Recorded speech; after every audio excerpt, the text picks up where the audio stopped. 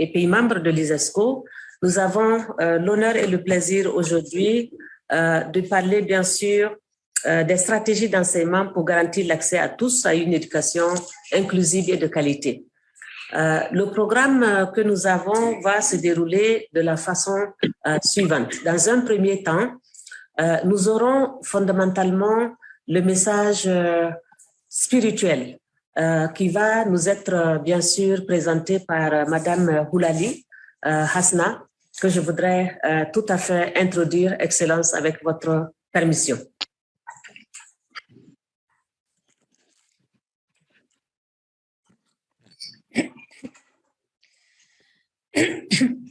أعوذ بالله من الشيطان الرجيم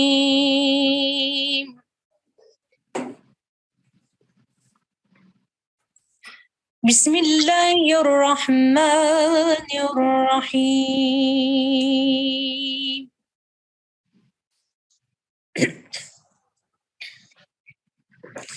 ولقد آتينا داود وسليمان علما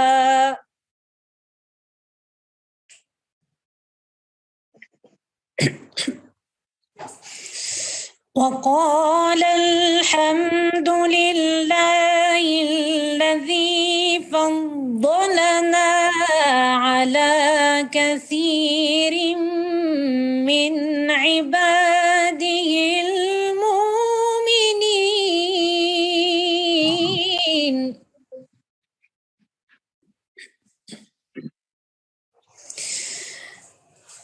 وورث سليمان داود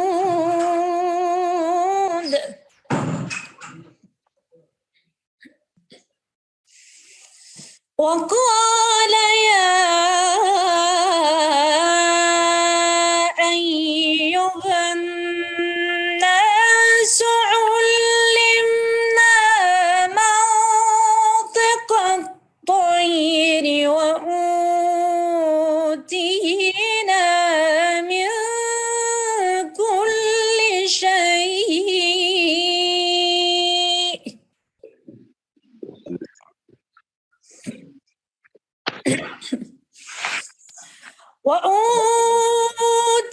وأوتينا من كل شيء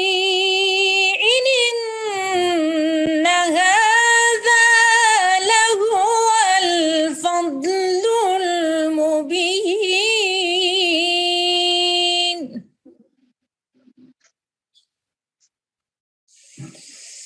وحشر لسليمان جنوده من الجن والإنس والطير فهم يوزعون. Recording in progress.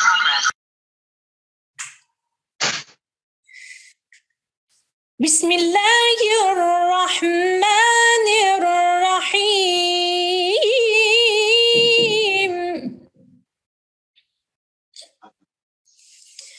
يا معشر الجن والإنس إن استطعتم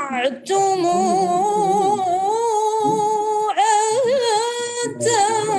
تنفذوا من أقطار السماوات والأرض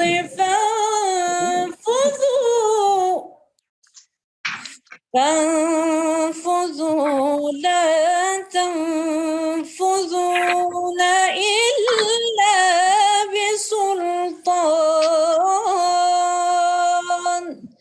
صدق الله العظيم.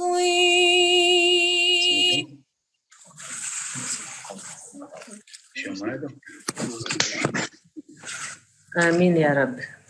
Merci beaucoup, Madame Houlali, pour ce message spirituel tellement important pour notre humanité aujourd'hui.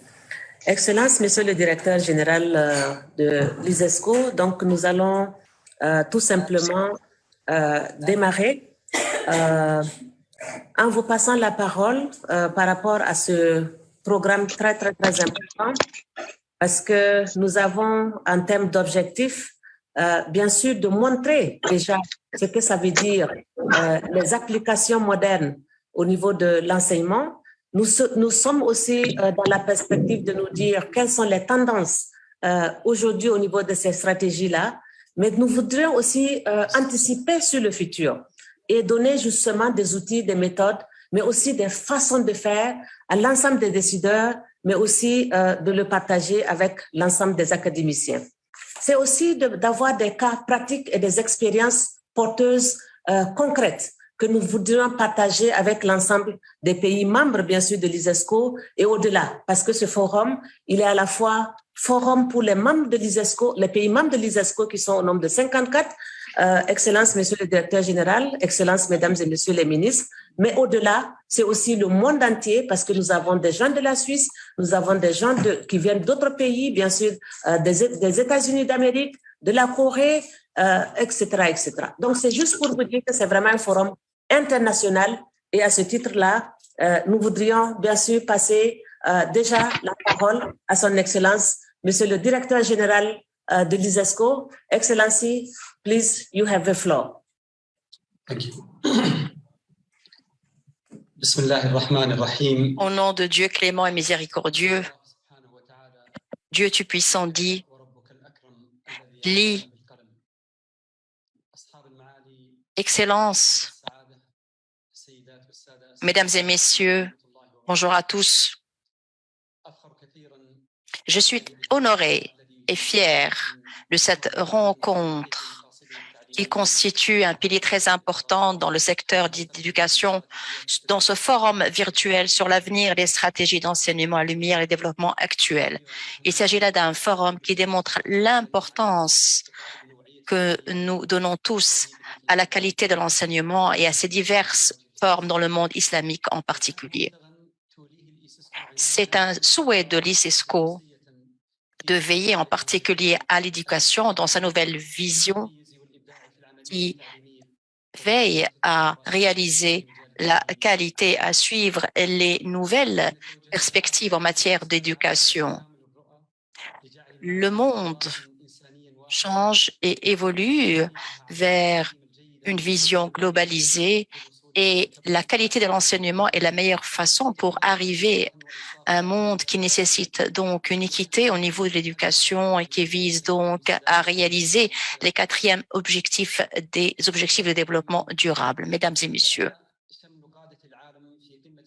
les différents leaders du monde entier se sont réunis au sein des Nations Unies pour essayer de faire face aux échecs liés en matière d'éducation et essayer de voir comment le nombre très important d'étudiants, donc de plus de 700 millions d'étudiants qui sont touchés par la question de l'éducation. Il y a plus de 1 milliard également d'apprenants dans le monde. Même les enfants qui sont revenus en fait à l'école et qui vont revenir à l'école prochainement vont continuer dans les années à venir à ressentir les écarts et les échecs qui ont lieu durant la pandémie du Covid-19. Et donc, cela a certainement eu un impact dans le monde entier. Sur cette base, les gouvernements devraient débourser plus de 5 milliards de dollars pour les enfants et les peurs et les craintes font également craindre que la plupart des apprenants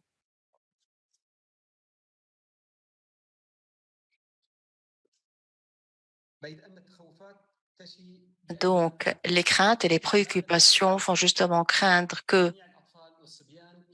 si la plupart et la majorité des enfants ne reviennent pas à leur classe, cette génération pourrait perdre 3 fois donc cette somme dans l'avenir. Mesdames et messieurs, les 6 recommandations de la transition au niveau de l'éducation constituent une véritable feuille de route pour ce qui devrait être adopté pour que nous puissions tous arriver donc à combler les écarts et arriver à un enseignement de qualité complet et un enseignement également équitable. Ces recommandations doivent être incluses dans les stratégies en matière d'éducation et il y a donc une dimension très importante qui est constituée notamment par la digitalisation de l'éducation, qui constitue un véritable défi, non seulement dans les pays à bas revenus qui ne peuvent pas donc se permettre les frais liés à l'Internet.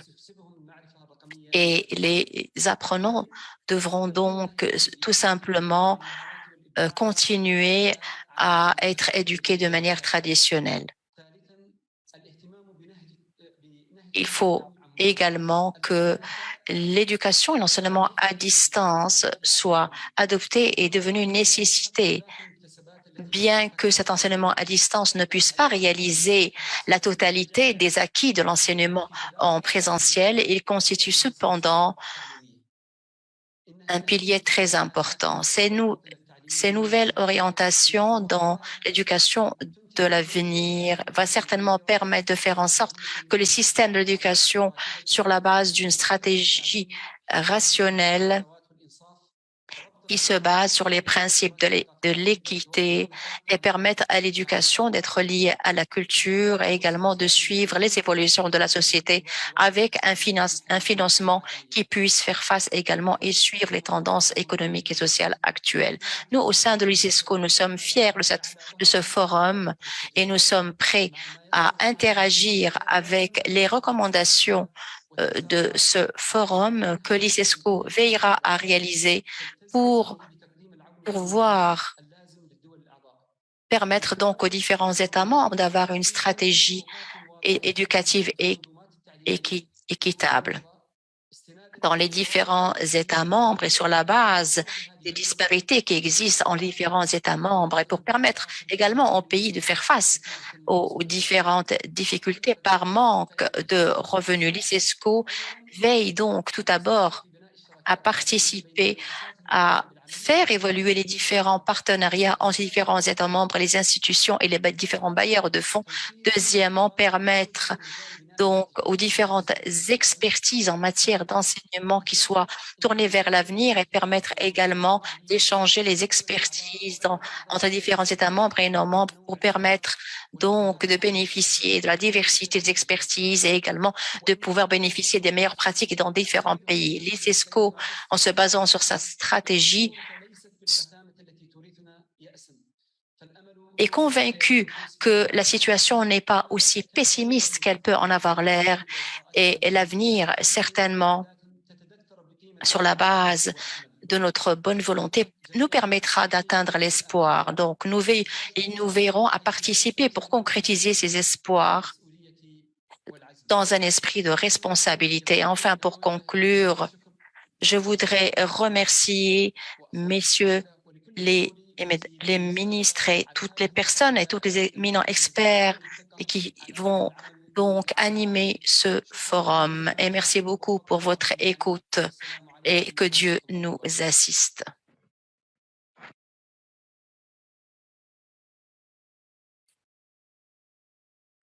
Merci beaucoup, Excellence, Monsieur le Directeur général, pour votre message qui est à la fois un message qui met en avant tout ce qui est défi, tout ce qui est aussi challenge dans ce domaine-là de l'élaboration des stratégies et des politiques, mais aussi toutes les questions d'application et les outils dont nous avons et toutes les questions aussi d'inégalité.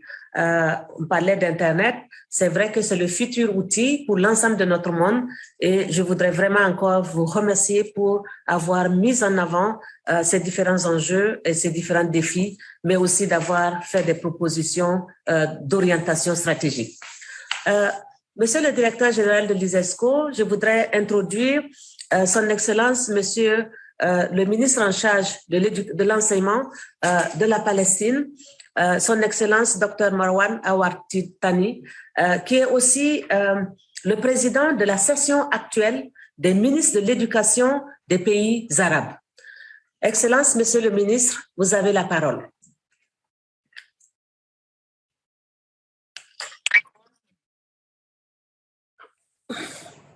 صباح الخير زميلات وزملاء.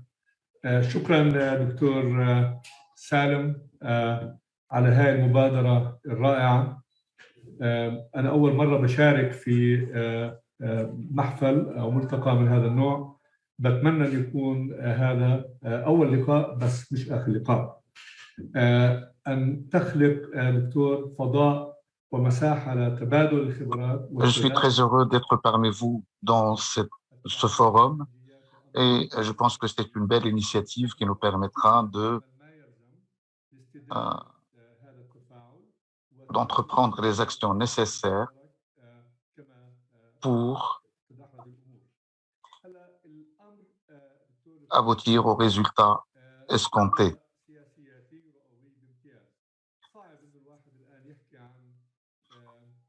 Il est bien sûr important de soulever que les questions éducatives ont une relation avec ce qui est politique également.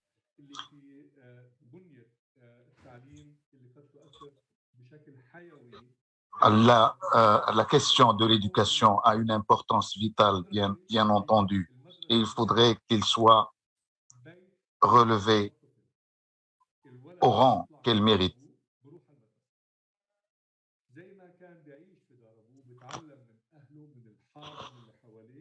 Lorsqu'un apprenant apprend, normalement, elle apprend d'abord à partir de son milieu. Ensuite, sa socialisation dépend d'une citoyenneté. Une socialisation, c'est d'abord devenir un citoyen. Donc, le fait d'être d'abord dans la cellule familiale, c'est le premier incubateur, et ensuite l'école. Nous avons donc besoin de toute cette expertise familiale et de l'expertise de l'école pour une socialisation réussie du citoyen. Nous ne devons pas prendre l'enseignement de manière isolée ou la question éducative de manière isolée. Et il faudrait qu'il soit approché de manière globale. L'enseignement doit bien sûr répondre à des besoins réels de chaque citoyen.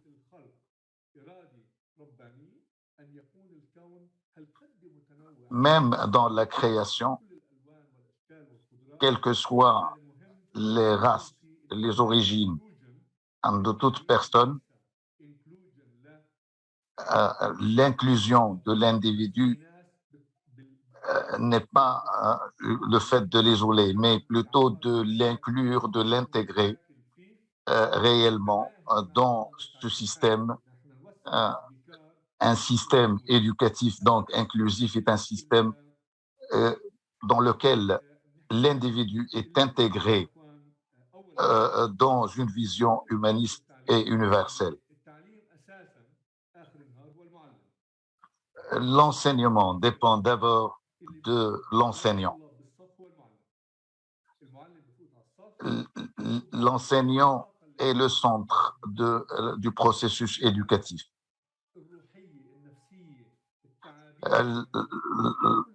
L'enseignant, à travers sa manière d'agir, à travers son être, à travers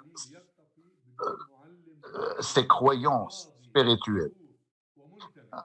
Donc, c'est tout cela qui fait de l'enseignant un personnage passionné qui peut, bien sûr, faire la différence. Un enseignant qui n'est pas vraiment passionné par son métier va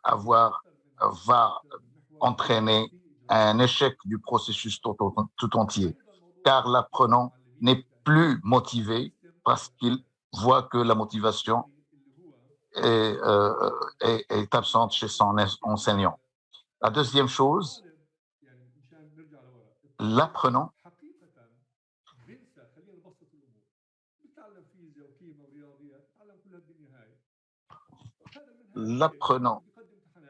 lorsqu'il, bien sûr, il est là pour apprendre et pour passer des examens, mais il est dans la majorité des cas, et il ne sait pas de quoi il s'agit, il ne sait pas qu'est-ce qu'il est en train d'étudier. Donc, il ne sait pas à quoi il a affaire. C'est pourquoi, depuis 10 ans, en Palestine, nous avons lancé une initiative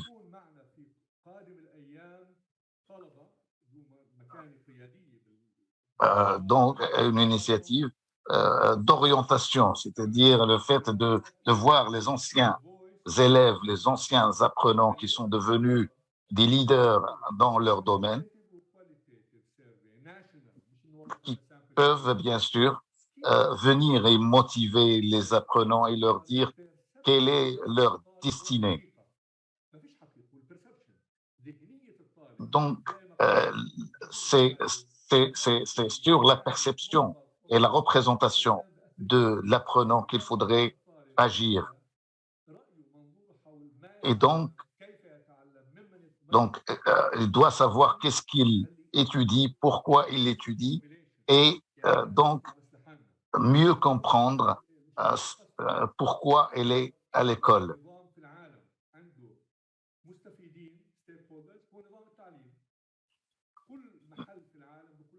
Tout. Donc, l'enseignement n'est pas une affaire une entreprise. C'est plutôt une destinée vers laquelle coule toute autre entreprise. Donc, c'est pourquoi il faudrait développer avant tout l'expérience d'apprentissage. Les expertises acquises ou l'expertise acquise tout au long du processus d'enseignement doivent être transférées à l'étudiant, à l'apprenant. Et bien sûr, avec toute la douleur et toute la frustration qui a accompagné ce périple de l'étudiant. Il y a également une étude très importante, une étude importante et multidisciplinaire, non pas sur le plan éducatif, mais sur le plan des neurosciences. Donc, dans le cadre d'un centre d'observation. Lorsqu'on découvre qu'un étudiant n'est pas bon dans les mathématiques, par exemple, on essaie de comprendre qu'est-ce qui se passe dans ces neurones et non pas ailleurs.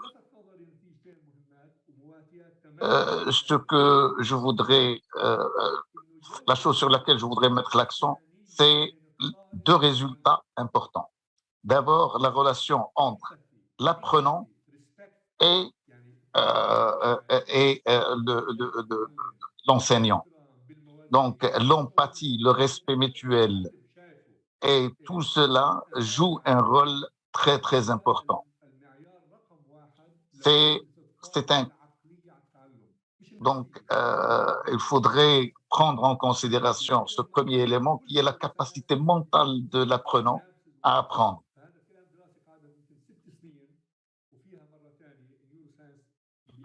Donc, sur le plan neurologique.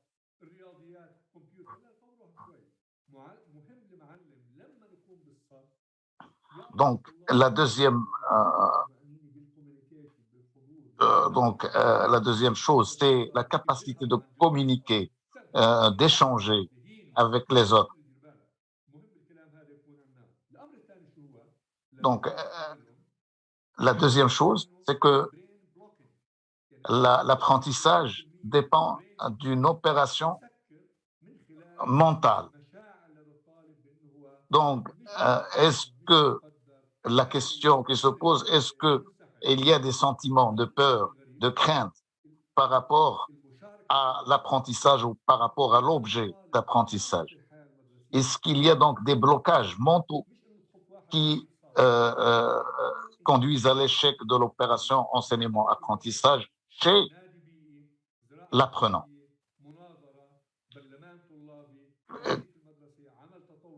Qu'il s'agisse de n'importe quelle activité organisée au sein de l'école.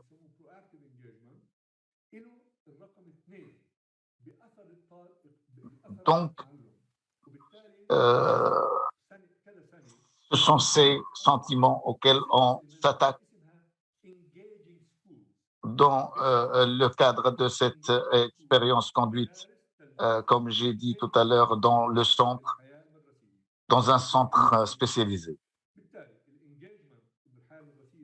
Donc, en quelque sorte, l'engagement des uns et l'engagement de l'apprenant dépend de ses émotions, qu'on le veuille ou non.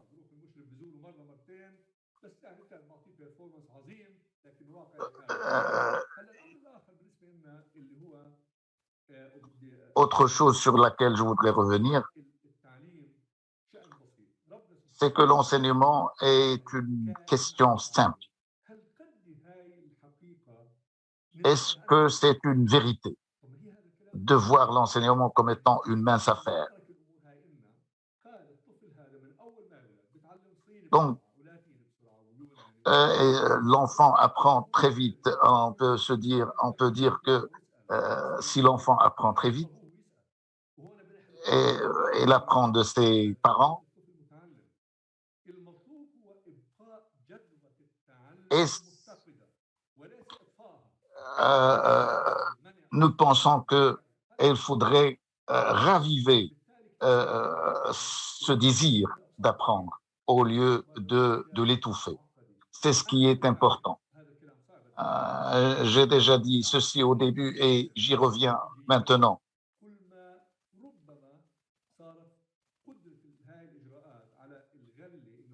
À chaque fois qu'on arrive à motiver l'apprenant et à maintenir chez lui ce désir d'apprendre, plus on peut réussir à mieux enseigner, à mieux éduquer.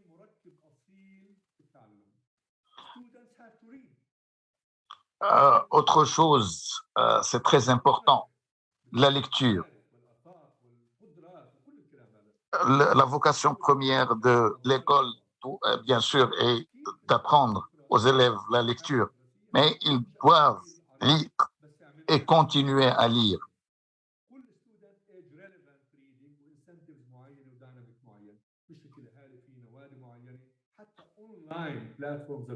Même donc lire que ce soit en ligne ou lire des documents physiques, c'est quelque chose de primordial. Autre chose, l'enseignement doit initier aux valeurs humaines, aux valeurs socioculturelles du pays concerné. C'est ce qu'on appelle la socialisation. Aider l'étudiant, aider l'apprenant à devenir un membre de la société. Bien sûr, autre chose, la démocratisation de l'enseignement, c'est-à-dire l'égalité des chances et l'équité. Également, le fait qu'on parle, par exemple, d'élections estudiantines, c'est déjà tout cela peut jouer un rôle important dans la préparation du citoyen de demain. Donc,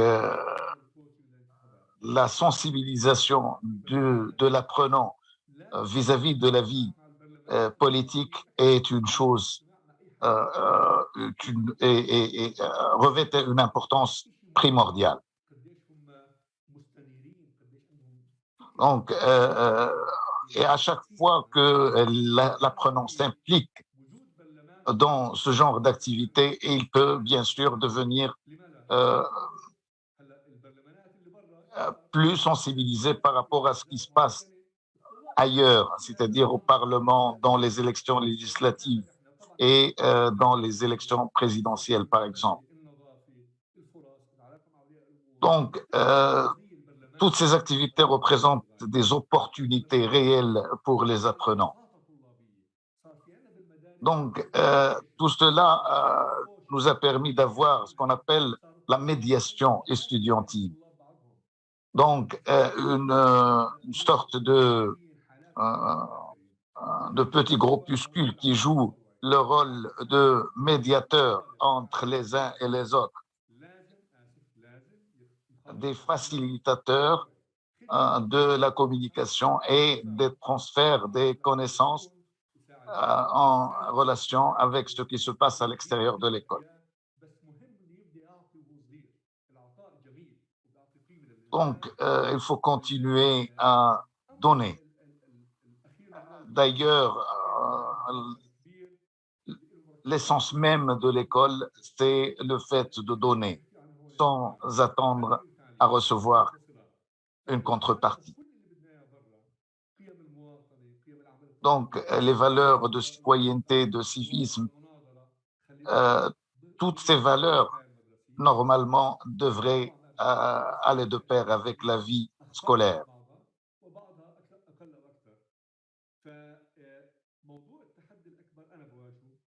Le grand défi qui se pose et auquel je suis moi-même exposé, c'est de voir, c'est qu'il y a des changements, il y a des mutations énormes. Donc, on peut mettre un objectif aujourd'hui et le remettre en cause par la suite, après 2-3 ans. Donc, le fait d'être en phase avec les évolutions futures, les développements actuels et les évolutions futures est vraiment le défi numéro 1 qui se pose pour l'école.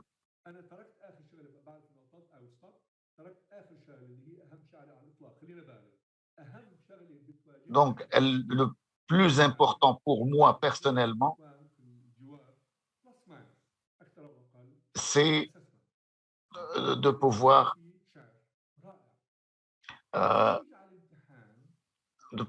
agir de manière prospective.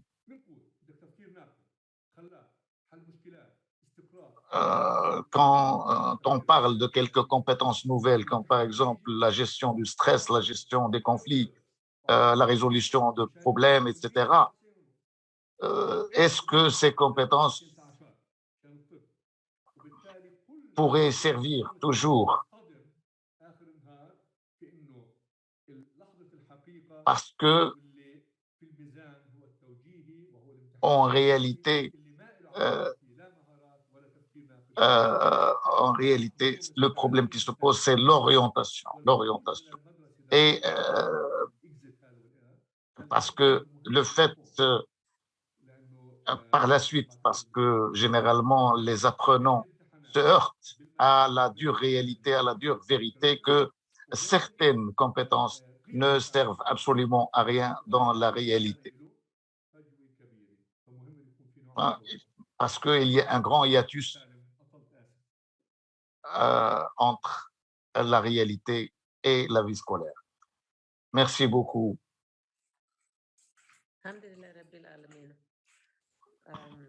Thank you so much for this pertinent speech, focus on learning experience, giving also the voice of children, but really pushing hardly for the values of our societies and new pedagogies to build learning cities. Thank you so much for really this message and this lessons learned and great perspectives. I want now to... Je voudrais maintenant, avec votre permission, Excellence, Monsieur le Directeur Général de l'ISESCO, Excellences, Mesdames et Messieurs les ministres, introduire Madame la ministre, Madame Marietou Koné, ministre en charge de l'Éducation nationale et de l'alphabétisation de la République de Côte d'Ivoire, qui est la seule ministre femme aujourd'hui présente bien sûr dans ce forum. Sinon, on aurait donné bien sûr la parole à son Excellence Cheikh Omar Anne, ministre en charge de l'éducation du Sénégal, parce que le Sénégal préside actuellement l'Union africaine et je sais qu'avec la Teranga sénégalaise, ils font toujours la place aux femmes. Et le directeur de l'ISESCO aussi a donné un espace extraordinaire dans sa nouvelle vision et sa nouvelle stratégie, bien sûr, aux femmes et aux jeunes. Et donc, Madame la ministre, bienvenue et merci vraiment pour avoir revisité votre programme pour pouvoir faire partie de ce panel. Vous avez la parole, Excellence. OK. Merci. Vous m'entendez? Oui. On vous entend parfaitement, okay. Madame la ministre. Merci. Madame, bonjour à tous.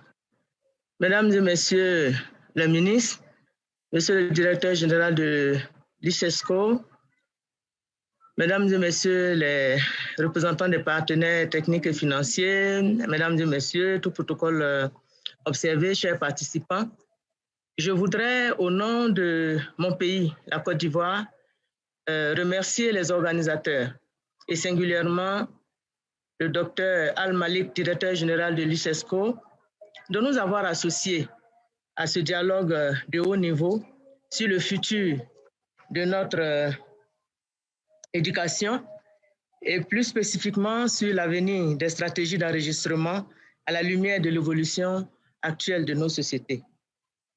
Mesdames et messieurs, permettez-moi de saluer cette très belle initiative dans le contexte actuel. Nous savons tous qu'au-delà des impacts sur nos systèmes éducatifs, la pandémie à coronavirus aura eu le mérite de confirmer le rôle et la valeur de l'éducation pour outiller et transformer les hommes et les femmes afin d'assurer le développement durable de nos sociétés. Les systèmes éducatifs ont été astreints à se réinventer, non seulement pour assurer le droit à l'éducation avec l'utilisation de l'outil numérique, mais aussi pour re-questionner leur trajectoire au regard des défis mondiaux. Dans ce sens, le sommet mondial sur la transformation de l'éducation, convoqué par le secrétaire général de l'Organisation des Nations Unies, M. Antonio Guterres, en septembre dernier, a été un moment d'intense dialogue sur la nécessité d'un plus grand engagement de l'ensemble des parties prenantes pour un développement transformationnel de l'éducation en adéquation avec les mutations de notre monde. À l'occasion de la triennale de l'Association pour le développement de l'éducation en Afrique, ADA, nous avons vécu cette même intensité dans la réflexion autour du futur de nos systèmes éducatifs. Mesdames et messieurs, tout ceci nous conforte dans le choix que nous avons fait en Côte d'Ivoire de lancer un dialogue participatif et inclusif autour de notre école, les États généraux de l'éducation nationale et de l'alphabétisation, avec l'accompagnement de l'UNESCO et de plusieurs partenaires. Permettez qu'à ce stade de mon propos, je puisse partager quelques éléments tangibles issus de cette concertation nationale, dans l'espoir que cela contribuera à enrichir ce capital de connaissances et de stratégies en cours de construction. Mesdames et messieurs, il nous semble important d'indiquer que ces concertations ont affirmé l'aspiration à une école enracinée dans son histoire, sa culture et ses valeurs, mais également sur le monde. Les porteurs de cette aspiration considèrent en effet que tout en restant attaché à sa mission, à ses principes et à ses valeurs, le système éducatif ivoirien devrait évoluer afin de répondre aux enjeux de son temps et anticiper le futur tout en internalisant la culture et les valeurs nationales. Cette aspiration introduit des exigences, à savoir une vision, des exigences, à savoir une révision des finalités de l'école, une redéfinition des objectifs d'apprentissage pour y intégrer des concepts tels que l'innovation, la préparation, l'autonomisation, le comportement éthique, l'intelligence artificielle et la transformation de la société, une évolution des médiums et des supports d'enseignement à travers l'exploration du multilinguisme et le recours au numérique, l'évolution des contenus et des pratiques pédagogiques, ainsi que les formes de la classe et enfin, la transformation des profils des enseignants. Mesdames et messieurs, la communauté éducative nationale a suggéré également, à l'occasion des États généraux de l'éducation nationale et de l'alphabétisation, une école inclusive, équitable, égalitaire, ainsi qu'une école de promotion de l'individu et de la société, à la fois pour garantir à tous les apprenants, filles et garçons, enfants à besoins spéciaux, l'accès à une éducation de qualité qui leur donne la chance de se réaliser et de contribuer à l'édification de la société nationale. Si dans la plupart de nos pays, la continuité pédagogique a été rendue possible par le numérique, il convient maintenant de remédier aux fractures numériques, géographiques ou sociales. Pour ce faire, il faudra à minima, et je vais énumérer, 1. Soutenir l'acquisition d'équipements numériques à des fins pédagogiques dans les établissements. 2. Développer l'usage pédagogique de la programmation informatique dans les écoles. 3. Favoriser la formation du personnel enseignant et d'encadrement en matière de pédagogie numérique. 4. Adapter le référentiel de compétences de la profession enseignante afin de favoriser l'intégration des technologies numériques dans les pratiques des futurs enseignants. 5. Produire et rendre accessibles les ressources éducatives sur des plateformes dédiées. 6. Mettre en place un cadre de référence des compétences numériques, mettre en place un cadre de référence des compétences numériques transversales à tous les ordres d'enseignement. 7. Mettre en place des dispositifs de veille pour suivre les tendances en matière d'évolution du numérique. Mesdames et messieurs, chers participants, ces actions ne seront possibles sans la mutualisation de nos expériences, une coopération solide entre nos systèmes éducatifs et des partenariats stratégiques et dynamiques pour soutenir l'écosystème numérique dans chacun de nos pays. C'est ensemble que nous pouvons transformer nos systèmes éducatifs pour qu'ils soient capables d'intégrer les défis de notre monde actuel et ceux du futur. Je vous remercie infiniment pour votre aimable attention. Merci beaucoup, Excellence Madame la Ministre Marietou Koné. Vraiment, on s'est régalé un peu de ces messages à la fois en termes de vision, mais aussi de finalité de l'éducation. Et vous avez, comme d'habitude, mis l'accent sur le citoyen et la citoyenne ivoirienne de demain à construire, en partant bien sûr de vos propres valeurs, mais aussi avec une belle ouverture sur le monde, en utilisant bien sûr les nouveaux outils et les nouveaux instruments. Merci beaucoup, Madame la Ministre, pour votre intervention. Je voudrais passer la parole à son Excellence, Monsieur Cheikh Oumar Anne, en charge, bien sûr, du ministère de l'Éducation nationale du Sénégal. Et Excellence, Monsieur le Ministre, très sincèrement, merci d'être là.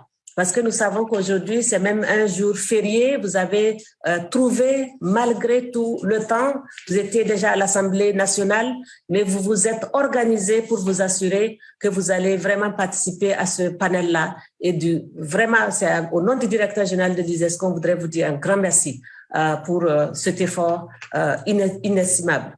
Vous avez la parole, Excellence.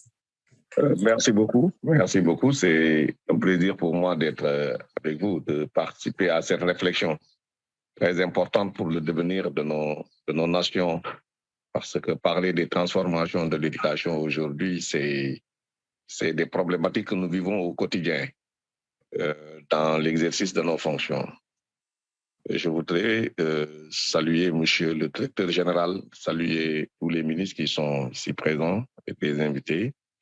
Et je voudrais aussi féliciter les organisateurs de cet important forum sur l'avenir des stratégies de l'enseignement à la lumière des évolutions modernes.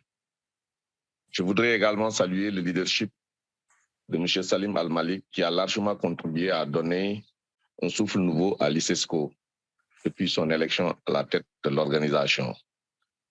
Monsieur le Directeur Général, Mesdames, Messieurs les ministres, notre monde est actuellement confronté à plusieurs défis d'ordre économique, culturel et social.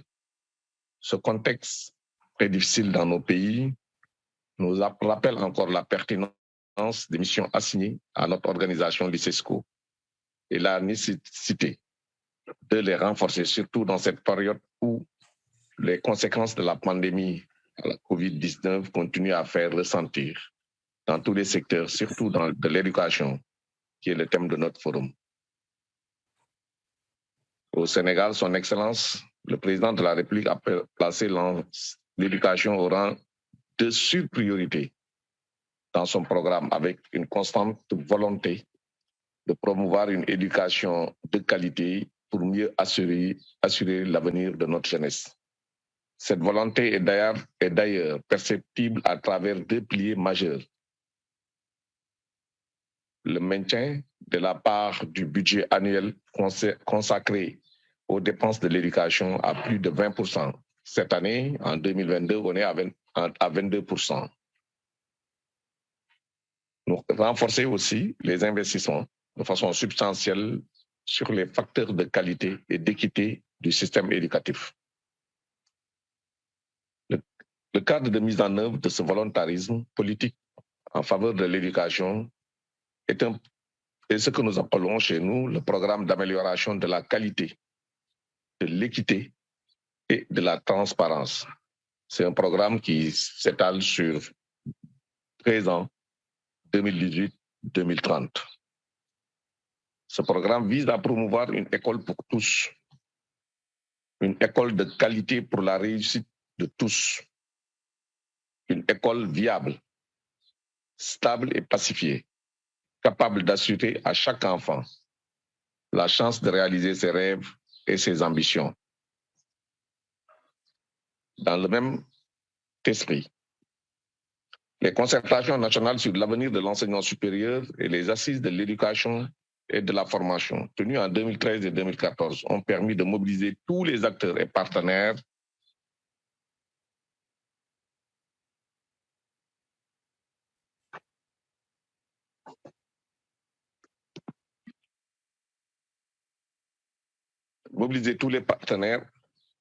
les acteurs du système éducatif autour des objectifs du programme que nous finançons dans notre budget propre à 80%. Nous restons convaincus au Sénégal que la bataille de l'éducation est la mère de toutes les batailles. Donc, on ne peut pas la perdre. Parce qu'à ce moment-là, il serait illusoire de continuer tout autre combat. Différentes initiatives ont été prises, tout cela pour renforcer notre système et en s'appuyant sur le renforcement du métier de l'enseignant. Nous sommes aussi convaincus qu'une éducation de qualité pour tous appelle une alphabétisation et un apprentissage tout au long de la vie, une formation technique et professionnelle ouverte sur le marché du travail, un enseignement supérieur orienté vers les sciences, les techniques et la médecine. Et dans ces sous-secteurs de l'éducation, tels que l'enseignement professionnel et l'enseignement supérieur, le Sénégal aussi s'est engagé dans des réformes profondes par l'élargissement de l'offre. Il faut professionnaliser davantage parce qu'il faudra régler l'accès au travail pour nos diplômés. Monsieur le Directeur Général, Mesdames et Messieurs les ministres, ces efforts considérables ont déjà permis d'améliorer sensiblement les conditions d'études dans les écoles et les universités. Je citerai à titre illustratif le renforcement de l'accès à l'éducation, à la formation et à l'enseignement supérieur, avec des établissements de proximité dans les zones les plus défavorisées. C'est ce que nous avons appelé l'élargissement de la carte universitaire, qui est un élargissement ici au Sénégal au plan géographique et par la diversification aussi des offres de formation. Et tout cela, nous sommes appuyés sur le numérique. Nous avons créé au Sénégal, le président de la République, dès son arrivée au pouvoir, a créé l'université virtuelle du Sénégal, qui aujourd'hui est la deuxième université en termes de capacité. Nous sommes à 50 000 étudiants dans cette université qui restent chez eux, proches de leurs parents et qui peuvent accéder à une formation supérieure de qualité.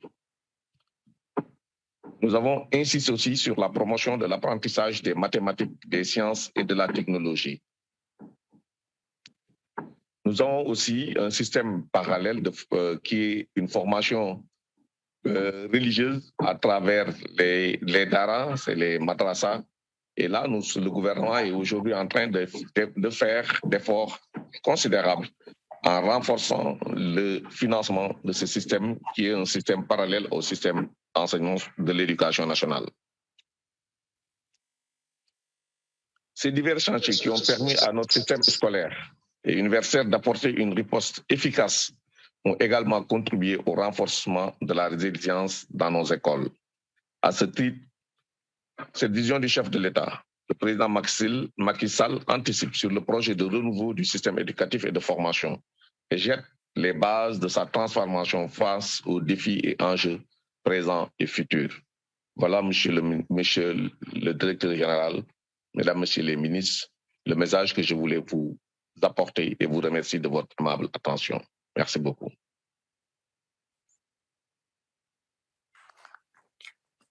Merci beaucoup, Excellence, Monsieur le ministre en charge de l'éducation nationale du Sénégal.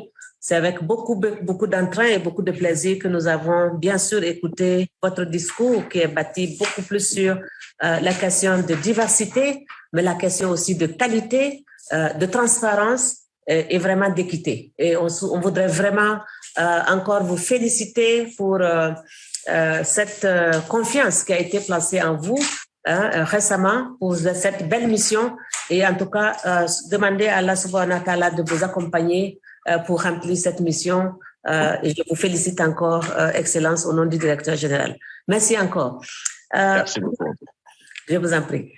Nous allons passer maintenant la parole à son Excellence, Monsieur Kwaro Yves Chabi, ministre des Enseignements secondaires et techniques et de la formation professionnelle de la République du Bénin.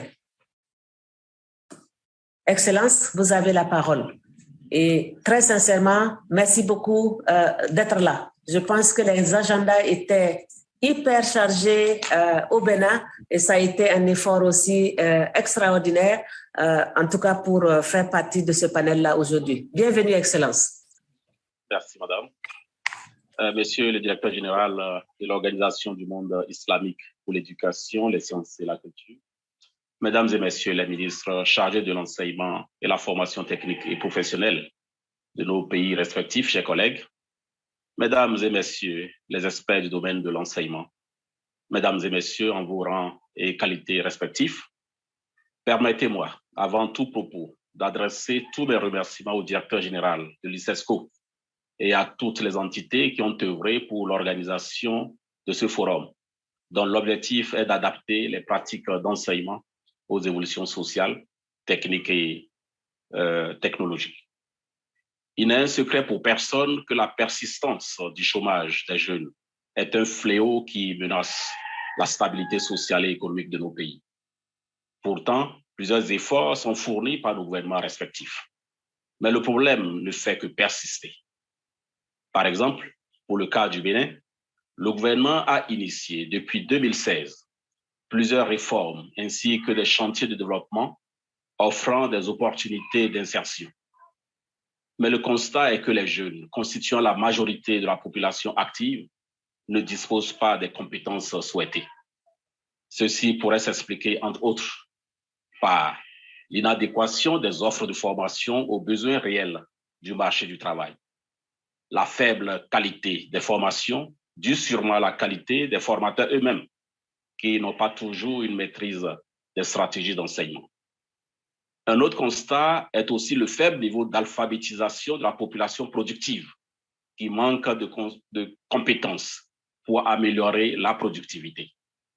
Mesdames et messieurs, partant de là, après un diagnostic approfondi du sous-secteur de l'enseignement et la formation technique et professionnelle, le Bénin a fait l'option d'élaborer une stratégie appelée Stratégie nationale de l'enseignement et la formation technique et professionnelle pour la période 2020-2030, en vue de renforcer le sous-secteur et l'arrivée aux priorités de l'économie nationale. La mise en œuvre de cette stratégie a déjà démarré avec les premiers projets en cours de mise en œuvre avec l'appui des partenaires techniques et financiers. En plus du renforcement des infrastructures et autres appuis à tous les niveaux, un focus a été mis sur les stratégies d'enseignement pour plus d'efficacité et plus d'efficience. C'est ainsi qu'un vaste programme de formation continue des enseignants est en cours d'élaboration. Pour rappel, la République du Bénin a fait le choix de l'application de l'approche par compétences, APC, dès le début des années 1990. Ainsi, la stratégie de l'enseignement et la formation technique et professionnelle vise à renforcer la mise en œuvre des dispositions de l'APC avec le renforcement de la formation professionnelle duale, la généralisation de la formation en entreprise, l'institutionnalisation de la formation itinérante, surtout au profit des populations des zones déshéritées. La formation d'un système d'enseignement et de formation à deux voies, une voie professionnelle pour accéder directement au marché de l'emploi et une voie technologique réservée surtout à ceux qui aspirent à des formations de pointe et à la recherche. L'introduction des langues nationales et l'utilisation des TIC dans la formation professionnelle. Toutes ces stratégies se feront avec des actions d'accompagnement et d'appoint, notamment la mise en place des nouveaux types d'établissements avec de nouveaux modes de gouvernance, de renforcement des capacités des acteurs, structures en charge de l'assurance qualité de la certification, le secteur privé qui désormais est positionné au cœur des dispositifs de formation, etc., etc. Certes, la pandémie de COVID-19 nous a retardés dans l'opérationnalisation de notre plan de mise en œuvre, mais plusieurs actions sont déjà entreprises. Il s'agit notamment de la réalisation des études de faisabilité des actions sur des sociétés, la construction, la réhabilitation et la labellisation des lycées techniques pour les spécifier dans la formation en fonction des potentialités économiques de leur zone d'implantation, la mise en place des écoles de métiers, la relecture.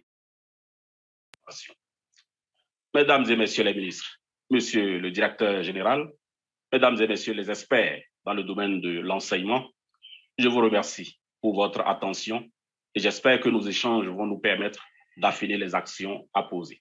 Je vous remercie. Excellent. Merci beaucoup, Excellence, Monsieur le ministre, vraiment en charge, bien sûr, des enseignements secondaires et techniques et de la formation professionnelle de la République du Bénin, qui a vraiment voulu partager sa belle expérience au niveau de la stratégie nationale 2020-2030 pour l'arrimer juste aux politiques de développement. Et ça, c'est vraiment un enjeu essentiel et important.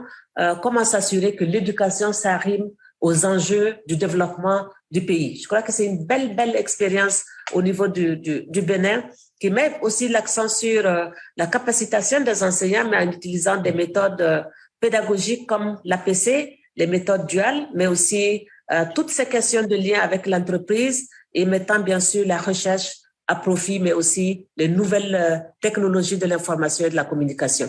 Encore une belle expérience à partager. Merci encore, Excellence, pour ce partage magnifique et c'est un plaisir. J'aimerais maintenant appeler Son Excellence, Monsieur le ministre Dr Rabiou Ousmane de la République, Professeur Matatou de la République du Niger.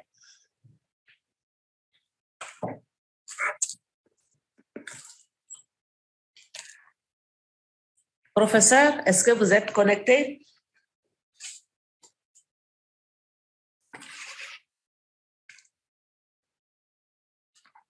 Si vous n'êtes pas connecté, on passe à l'équipe du Soudan. Donc, on va passer la parole à son Excellence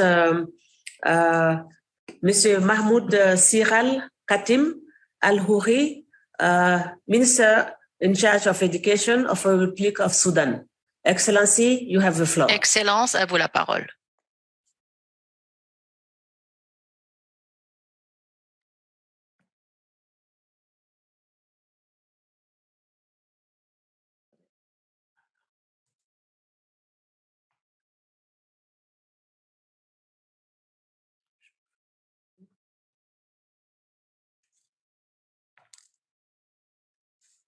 Soudan?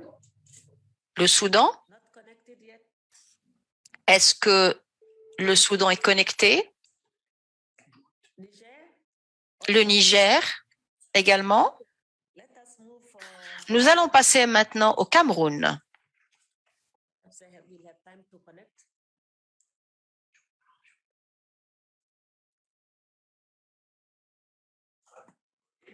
Excellence, c'est votre tour.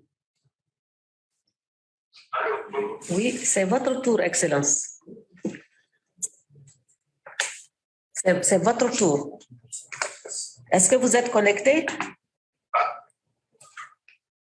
Bonjour, Excellence. Vous êtes connecté? Il y a un problème de réseau. Je demande à l'équipe de Haïti de vérifier pour vous.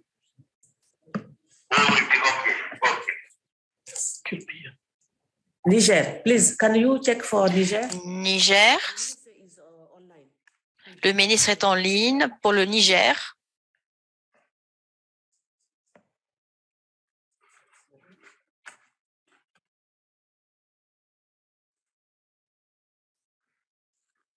Let's move. Niger. Yeah, let's move. For Cameroon.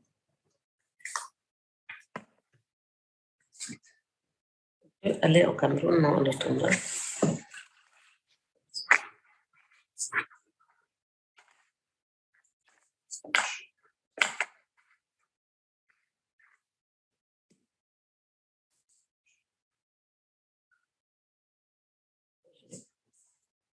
OK.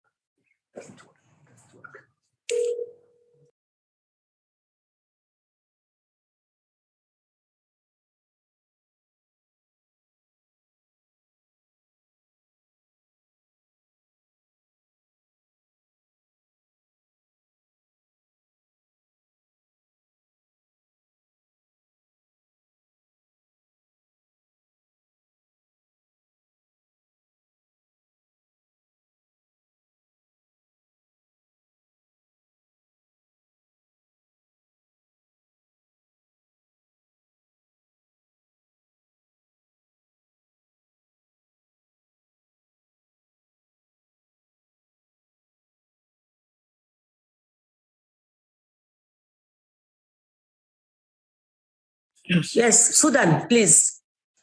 Le Soudan. Le Soudan, c'est à vous. Si ça marche, à vous la parole, monsieur.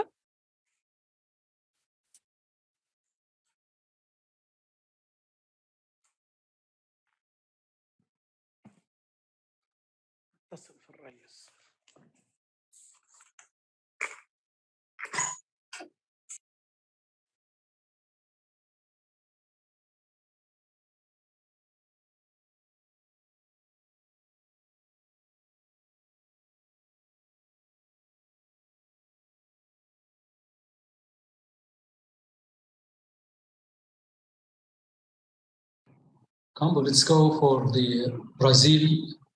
Nous pouvons passer au Brésil.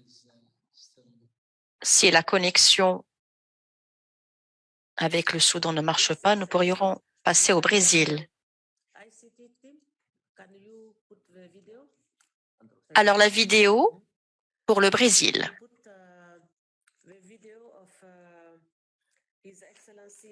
de son Excellence, le sénateur Flávio du Brésil, de la République fédérale du Brésil, et nous sommes très heureux de l'avoir avec nous aujourd'hui. Nous savons,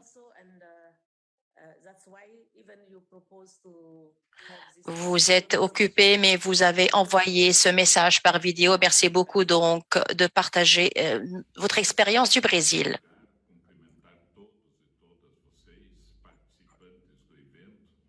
Dizer da minha alegria de poder contribuir com os debates e os desafios na conectividade. Nós, na Comissão de Educação, Cultura e Esporte do Senado Federal, criamos uma subcomissão que se denomina Educação na Pandemia. Já tivemos cerca de 20 audiências públicas sobre o assunto, trazendo as maiores autoridades sobre educação e sobre a pandemia no decorrer desses últimos meses. E chegamos a algumas conclusões importantes que podem nortear as ações do Executivo, da sociedade, do Legislativo nessa área. Primeira delas, acesso dos alunos na escola, inclusive enfatizando a busca ativa de alunos que desistiram no processo da pandemia. O segundo item, permanência dos alunos na escola, inclusive apontando-se para a necessidade da educação em tempo integral. O terceiro item é a infraestrutura das escolas, para que as escolas tenham água potável, banheiro, eletricidade, biblioteca, quadra de esportes, enfim, seja um ambiente acolhedor para os alunos. O outro aspecto, o quarto aspecto, é a recomposição da aprendizagem, porque crianças entraram, vamos dizer, na primeira série do ensino fundamental no início de 2020 e retornaram praticamente no final de 2021, quase 2022, ou seja, entraram na primeira série e retornaram na terceira série. O quinto aspecto, penúltimo deles, é o orçamento da educação, sempre também pensando-se na valorização dos profissionais da educação. E o último aspecto é a conectividade, que se mostrou extremamente importante no processo da pandemia e que é um tema de debate e discussão nessa nossa fala. Todo o material está disponível na Comissão de Educação, para que qualquer um possa estudar, ver, acompanhar e saber o que foi exposto pela sociedade. Eu quero apontar só alguns aspectos. Antes da pandemia, a gente tinha na educação básica pública no Brasil 36 milhões de estudantes. Desses 36, 40% deles não tinham o equipamento, ou computador ou o tablet.